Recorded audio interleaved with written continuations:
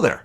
Welcome to my channel. This is the 2024 eInk Note-Taking Buying Guide, and I'm hopeful you'll find this helpful. If you're interested in buying a device for yourself or for someone else, I'm hoping this will clear some of the confusion about what's out there that might be of interest to you, and that's the intent of the guide. If you have any questions at the end, certainly feel free to put those in the comments and I'll answer them the best way I can. But I thought we'd start off just talking a little bit about eInk just to ground us. And we're going to start off by talking about what eInk is. And the first thing we're going to focus on is just the basic technology. So most eInk is black and white, and it's in these little microcapsules that are either black or white, and they move around based on an electromagnetic field. And you can kind of see that in the diagram. So by doing this, you're able to create images that are very crisp, like text, or even photos can look great using this technology. So this is the basics of what eInk is.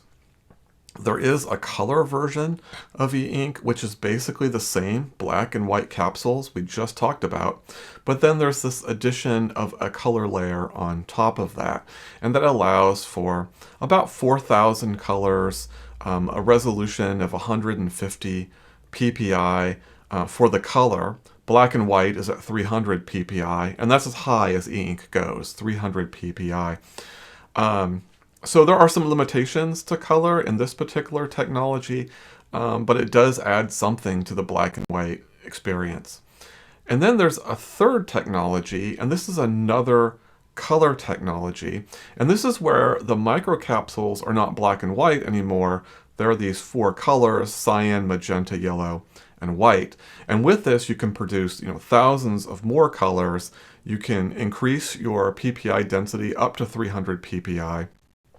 So there is advantages to it, but the disadvantages to it is that because you're moving these four different colors around instead of two, that it's harder, it takes more energy to make those changes, and so the screen isn't as responsive. So a Kaleido 3-color screen doesn't have quite the colors, has some limitations, but it's much more responsive, where a Gallery 3 screen has better colors, but is a little slower to respond. And so those are the basic technologies that are available for eInk.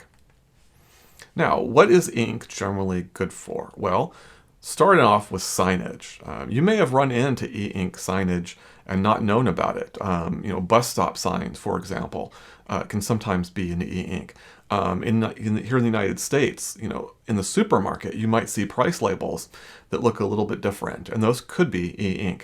They could be black and white, or they might introduce another color like red or even yellow. But the reason why eInk is so good for signage is a few reasons. Number one, it does really well in any type of lighting, including outdoors. So that's the first thing. The second thing is that you need energy to change the image, but once the image is changed, there's no energy to sustain it. So it's very power friendly, if you will, and that's one of the reasons why it's so nice for signage. But it's also great for reading, and we know this classically from the Kindle from Amazon, which really popularized e-reading. It wasn't the first, but it was certainly one of the things that brought e-reading to the mainstream. And definitely eInk is fantastic. And I think in many cases better than, say, reading from a book. It's a little more convenient. You can put a lot of books onto one device, but you still get that eye-friendly feeling reading on an eInk device, just like you do reading a book. Very different than, say, reading from your phone or a computer, which uses an LCD screen. Another thing eInk is good for is around writing. So that's the subject of the bulk of this video. We're going to focus not on e-readers per se, but on devices that allow for writing.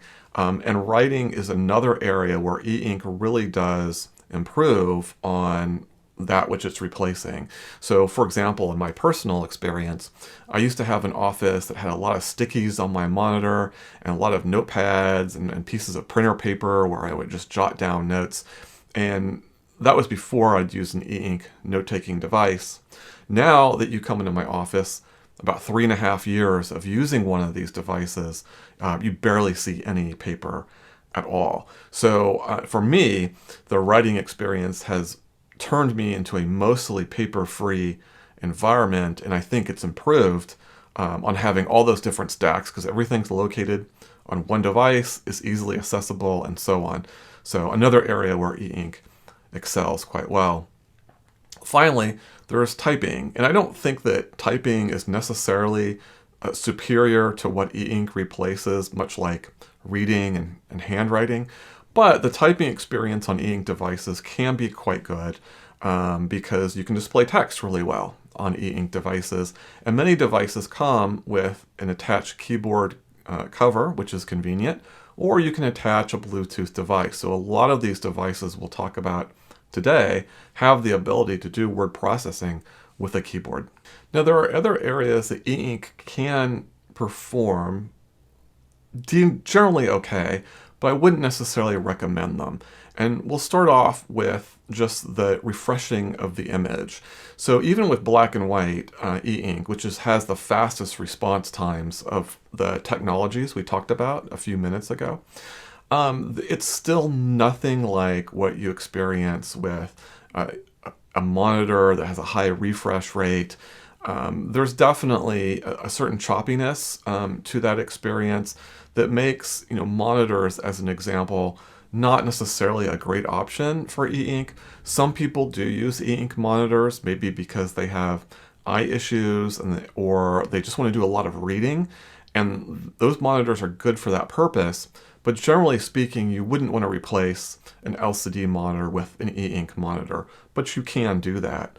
Another area is also around videos. So you can play videos like YouTube on many of these devices, and it's really quite amazing how well eInk performs. I mean, it's serviceable for sure, but again, it doesn't replace what we're used to with our phones and so on. So this is not necessarily something that you would rely on eInk for, but if you had an eInk device and you wanted to watch a video, sure, you could absolutely do that.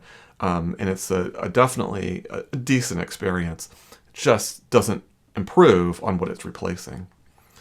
And then there's photos, high definition photos in particular. eInk does a great job actually in reproducing photos, but you're limited to that 300 ppi. A lot of phones nowadays have PPIs in the 400s. And TVs and monitors have a much smaller PPI, but they just do a better job overall of reproducing images, and particularly in color, where even if you're talking Gallery 3, there's limitations to the color technology. So, it can be done, and images can look quite good in black and white and color on eInk, but generally speaking, it's not better than what it's replacing. And finally, there is this technical issue of what's called ghosting or after images. And this is where you make any type of change to the screen, you might see artifacts of the previous screen. And this is quite common. It's a little more common in, for example, the Kaleido 3 color technology, but it certainly happens in black and white as well. And different devices handle ghosting differently. But generally speaking, you will notice ghosting of some kind, regardless of what device that you're using. That is one limitation of eInk. You don't see this so much in reading text. So in reading books, this really hardly shows up, or it's extremely faint. But in other activities, ghosting becomes more apparent. Even though eInk has limitations outside of the core things it does really well, that doesn't stop manufacturers from creating devices that kind of are trying to expand the reach of eInk. So the first thing is we've seen it in computers. There's last year an all-in-one computer was released by a company, and so we'll see more of that, I would imagine, going forward.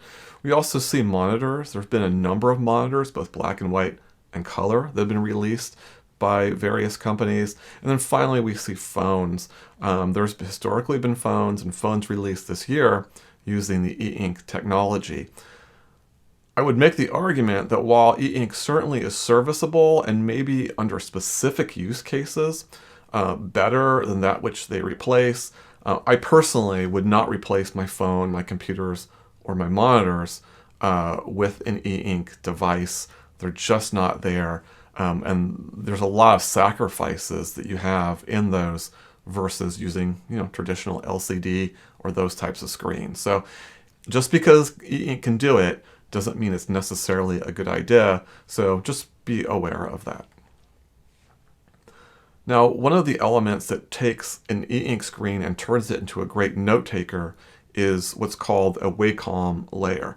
Now, not all devices have a Wacom layer. There are others that will use a different technology, but Wacom is the predominant technology, and that is a brand that's associated with a different company that licenses their layer to the e-ink corporation for use in their screens.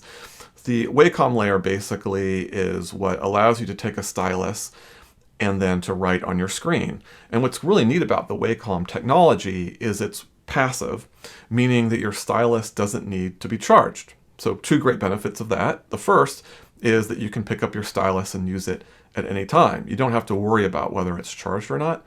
But secondarily, you can also swap between different styluses, or styli, if you will, and they'll all work because they're all using the same Wacom EMR technology.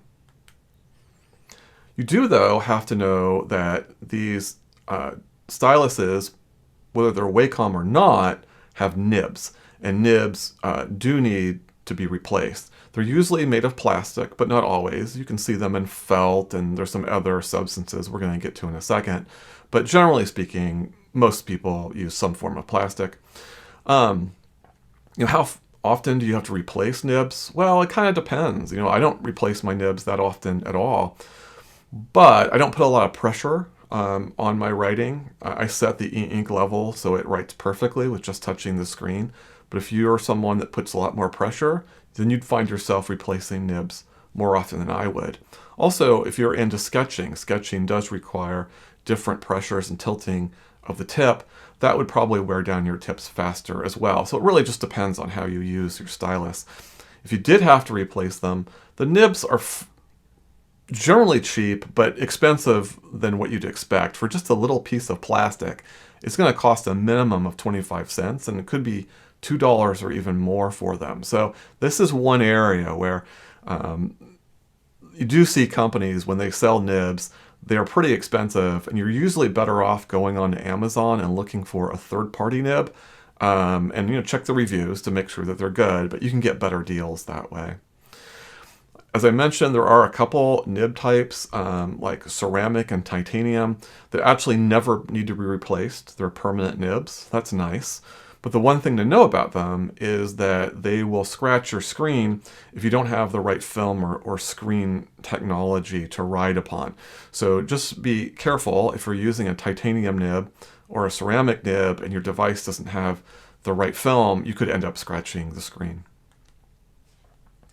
You can, however, apply films to your devices. So that's always available to you. Sometimes the manufacturer applies the device for you, and sometimes you can do that on your own, third party. What's nice about the films, other than some allow you to use these permanent nib types, is that they often have sometimes a tactile feel, but certainly they give an audible feedback, which is a nicer experience than, say, the idea of putting a stylus on a glass pane. So it feels you more connected. I'm not going to say it's just like paper, but it's certainly paper-esque in the way you interact with the device, which is one of the nice things about it. So if you ended up getting a device and you didn't like the feel of the screen, just know that you can go ahead and add a film, and that could then add that texturing to the device. Now, even though this video is focused on e-note-taking, they can often be used in most cases as e-readers as well. So, a lot of companies will have apps that are already pre-installed, like Kindle, for example. Other companies will have the ability to download other apps, for example, from the Google Play Store, which we'll get to shortly, or even just the ability to connect your device and load documents onto it, which we call side loading.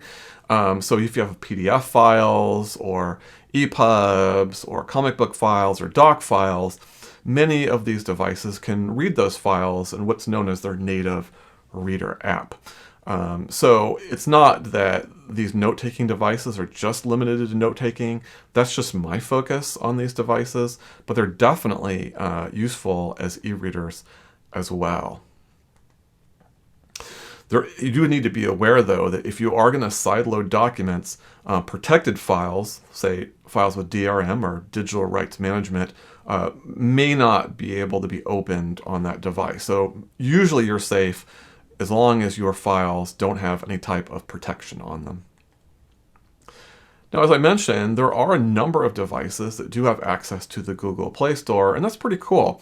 So it allows you basically to have access to more applications than you normally would have. So the first thing that comes to mind is the wide range of reading apps that you could potentially have access to because of this. So instead of, for example, being limited to Kindle, you can have Kindle as well as Kobo, as well as Google Books, as well as Barnes & Noble, as well as Libby, or Overdrive, etc. So it just opens up a lot more possibilities to go into different ecosystems for book reading. So that's great. But you can also download other applications. Utilities, for example, like OneDrive or Google Drive or others can allow you to download files onto your device or even upload as well.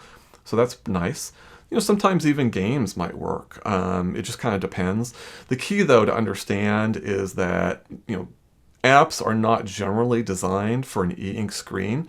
So while certain apps, like reader apps, generally work great, some apps might not perform as well because of that. And it's not just the refreshness of the screen, but sometimes the contrast of the e-ink can hide certain menu items, for example. And so you just have to kind of play around. But for reading apps, they work really well. Now, again, the focus here is on note-taking. So if we were talking e-reading, I would talk about other size categories, but for note-taking, it really starts off in what we call the 8-inch class, which is technically 7.8, and then there's 11.3, and then there's 13.3. Those are the most common sizes. They're not the only sizes, but the most common sizes that these e-note-taking devices come in. And let's look at the pros and cons of each one. So first off, in 7.8, that has most of your portability because the devices are the smallest. They're the least expensive, obviously, and then they're great for reading books because they're not so big that they're cumbersome, but they give you a lot of screen to look at. So I like having a larger screen for reading. I don't have to turn the page as much. It's just a personal preference of mine.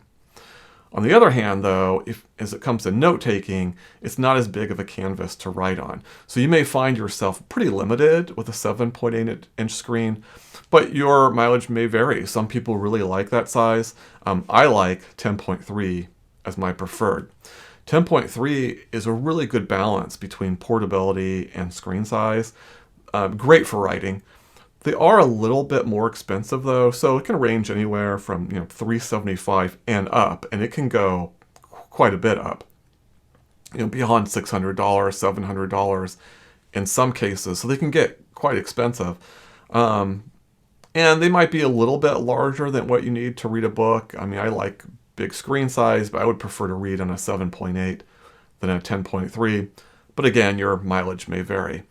13.3 is the largest consumer electronics e-ink paper size there is. Great for PDFs because you don't have to manipulate them at all. And of course, a very large canvas. So that's kind of nice, but very expensive, and they can be unwieldy. I mean, they're certainly the heaviest, of course, and the largest. So just something to keep in mind. Until recently, the expense of these, you're talking really $800 or up for a new device. Although it's not out yet, Boox has announced the Note Max, which will also be a 13.3, and that's listed at $650. So it'll be interesting to see how well that performs. We don't know that yet, but that is coming, and at least it's cheaper than what we've seen in the past.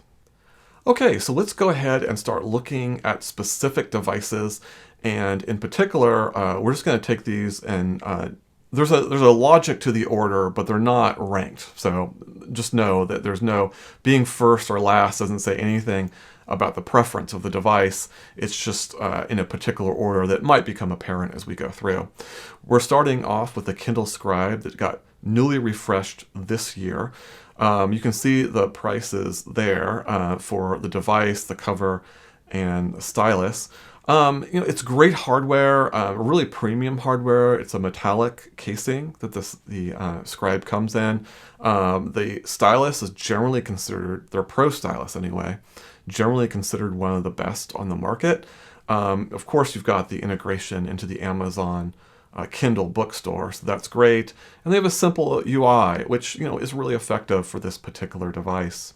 The downsides, though, are that in terms of the note-taking, it doesn't have anywhere near the features of most of the other devices on this list. It's a very simple note taker.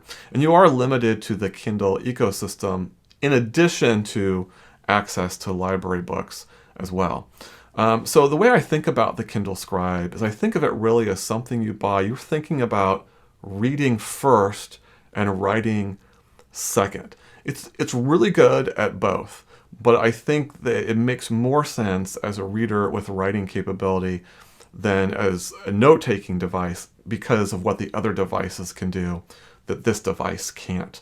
But for what it is, as a paper substitute, it is really good. It is a good notebook app, just not with the bells and whistles that other folks have. Now, in a similar vein is the Kobo Elipsa 2e.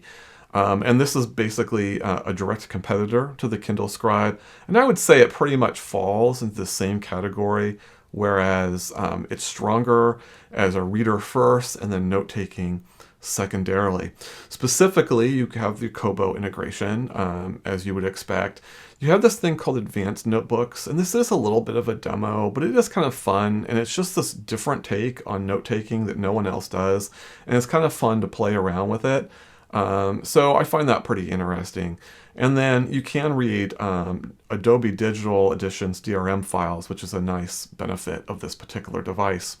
The stylus does require charging, which is a little bit of a bummer. It's a minor inconvenience, but still. Much like the Kindle Scribe, it doesn't have nearly the sophistication in their note-taking app as other devices do. So that's something to be aware of. And much like the Scribe, you're limited to Kobo's system, although I think Kobo does a better job of integrating the library through Overdrive. Generally speaking, between the Kobo and the Kindle, obviously, if you were in one ecosystem versus the other, then you'd be attracted to it for that reason. Outside of that, I generally tend to find I like the Kobo reading experience better than the Kindle, but I think the Kindle Scribe does a better writing experience than the Kobo. So that's kind of one way to think about it. If you're ecosystem agnostic, that might be your how you decide between one or the other. The Kobo is a lighter device. It has a plastic casing, which I think is fine. Some people prefer the metal casing of the Scribe, but I'll take the weight loss, and it still feels good. It doesn't feel cheap, so I don't mind it, but that's another consideration. Okay, so moving out of these kind of reading-focused devices, we move to the grandfather of all the devices on this list. This is the oldest device on the list, but still sold today, which is the Remarkable 2. You see the pricing there. The Pro is just an incredible hardware design, even though it's roughly 4 years old now. It hasn't aged at all. I mean, it's just a nice device. It's almost like a little bit of a piece of art to the extent that these devices can be called that. But I certainly think that applies here. They have a simple, well-designed user interface, but don't confuse that with the note-taking aspect being simple. They're really kind of in the middle. They're much more complicated and offer more features than a Scribe or Elipsa 2e, but it's just other companies like Supernote and Boox that have a much more sophisticated feature set. So that's why they find themselves kind of in the middle, but still quite good. And then if you wanted to, you can buy a separate keyboard folio, and that's why the cover price is so high. That's for the keyboard folio. The cons, as I mentioned, about the features, a little bit less than some other competitors. You do need a subscription. This is the only company that offers a subscription. Now, you can use the device without just the subscription, so it's not required. But the subscription does get you online backup of your files, and you can see your files through like a desktop application, for example. So some of those online features, which some of the other competitors provide for free, do have the subscription. So that's a little bit of a drag, but it's not that expensive. And there's no front lighting on this device. The other devices we've reviewed so far had front lighting, and in fact, assume that it has it unless I note otherwise. Really solid note taker. A lot of people swear by their Remarkable devices. There's a reason why Remarkable still sells these Remarkable 2s to this day, because they do the basics so well. So it's a really nice device, and you can do a lot of sketching on this device as well. You see a lot of people doing that.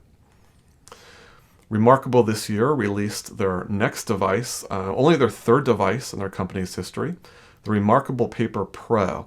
Now you're going to see a lot of the same pros and cons here that we saw with Remarkable 2. The biggest one that sticks out, of course, is the fact that this device is more expensive. But outside of the pros and cons, the two things that make this device unique are, number one, the screen size. You'll notice it's 11.8 inches. That's not normally the traditional screen size. It's normally 10.3 or 13.3. This is right in the middle of that. So it's the biggest device on the list of devices I'm covering today. And it has color. It's the only device that features the Gallery 3 color. And remember from earlier in the video, that's where you have those 4 different microcapsules, the white, yellow, cyan, and magenta, that come to make images. In my opinion, the Gallery 3 color, at least as it's represented here on the Remarkable, is probably the best color note-taking experience of all the devices. I think the Kaleido 3 color, which we'll come to later, is better for other things like apps and videos and images. But Gallery 3 does a really great job with note-taking. And it's great with images too, actually. I probably shouldn't have thrown that in there. Because you do get a larger range of colors with Gallery 3. So still images, I would give that to Gallery 3 too. But anything with motion or anything changing, where the screen's refreshing, is better done on Kaleido 3. So anyway, a couple of things that the Remarkable Paper Pro has unique. And because of that, I think it's fantastic for notes on PDFs in particular, even though it's not as big as a 13.3, which is closer to the size of a PDF sheet.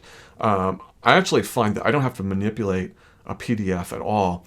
And so doing color annotations and being able to read a PDF just naturally without much fuss is really nice. And that's something that you can do here. And again, color note-taking is probably the best on this device as well. There was a new entry into the marketplace this year, actually the midpoint of this year, called Viwoods. And their AIPaper, which is their 10-inch model, is another model I'm featuring here. You can see the pricing. It's using a screen called Carta 1300, and we'll start seeing more devices having this screen in the future. But right now there aren't very many. This is certainly one of them, and it's really excellent. It's great refreshing, great contrast, just a really kind of, the writing kind of pops off from the screen a little bit based on this technology. So it's kind of neat. This particular device also features AI integration, and it does it in a number of ways. So you'll notice in the image there's some buttons, they're haptic buttons on the bottom of the screen. The rightmost button is an AI chatbot, so no matter what you're doing on the device, if you hold that down, the chatbot comes up, you can interact with it, and then you can cut and paste your results into, say, a notebook if that's what you're working on. There's also integration of AI in the notebooks themselves and other areas of the device. So this by far has the best AI integration of any device. Other companies that have any type of AI usually is a standalone app, which isn't bad, but this company I think does a much better job, and it is using a ChatGPT model. So that's great. So it's not just the AI integration. I think just as a note-taking device, it's really good, but there are some cons as well. No front lighting. It's not as snappy as some current competitors. I wouldn't quite call it sluggish, but it is kind of in the middle. Like there's times where I'll press on a menu item and you have to wait a second for it to register. So just a beat there, but other devices can do it a little snappier. So that is one con here. And then the document, reading and annotating, you can do it on this device. I think it's one of the weaker devices to do that. Remarkable does a much better job, as will subsequent devices. So really, this is where you want to focus on, just solid note-taking plus anything where you're doing creative or research-based writing, because that's when those AI tools can come in and help you out without necessarily pulling you out of the note-taking app. So that's my take on that. One last point that isn't mentioned here, in one of the more recent updates, they have added the Google Play Store. So the device already came with apps. It came with Kindle, it came with Kobo, and it came with a handful of other apps as well, OneDrive, etc. But in addition to that, they've opened up to the Google Play Store. You do have to go through a little bit of gymnastics to activate your device, so it's not as convenient as other devices we'll come to later that just automatically have Google Play. But that's a recent development, and it certainly does expand the usability of this particular device. Next comes up the Supernote A6X2 or Nomad. This is the first device in the smaller 7.8-inch category. You can see the pricing there as always. Really detailed, but not overly so, note-taking app. They did a great job of curating the right tools and the right UI to help with the flow of writing. And that's one of the reasons why I would call it more oriented for professional note-taking than, say, other devices that might even have more features.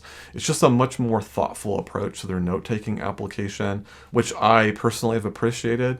I use the larger version of this device, which is no longer on sale, as my primary device. And I've been doing that for the last 2.5 years. So I have a lot of experience with the Supernote. And they're just fantastic with writing. They do have a drawing app as well. I'm not quite as into drawing, so I can't comment on that too much. But as a note-taking device, this is my favorite. But there are some cons here as well. There is very limited in terms of apps. It comes with Kindle. It has a couple other apps, but for the most part, just not much there. Now, having said that, you can sideload apps, APK files that you can bring onto the device, and presumably that works. I can't comment on that, but other people have had success, so take that for what you will. But they're certainly not native to the device. There's no front lighting to the device, and it doesn't have all the bells and whistles, particularly that some of our subsequent devices will have. I should point out it does have excellent accessories as well. So like the pens, I think, are some of the most stylish pens, particularly the Heart of Metal pens. And they've got some nice covers. So they do a good job with these accessories. Just think overall, it's just one of the best devices that you can find for handwritten notes. If you're interested in the larger version of this, that hasn't come out yet. That's the A5X2. We don't have a name for that particular model yet. Hopefully it's coming soon, but who knows? As of this viewing, it's TBD.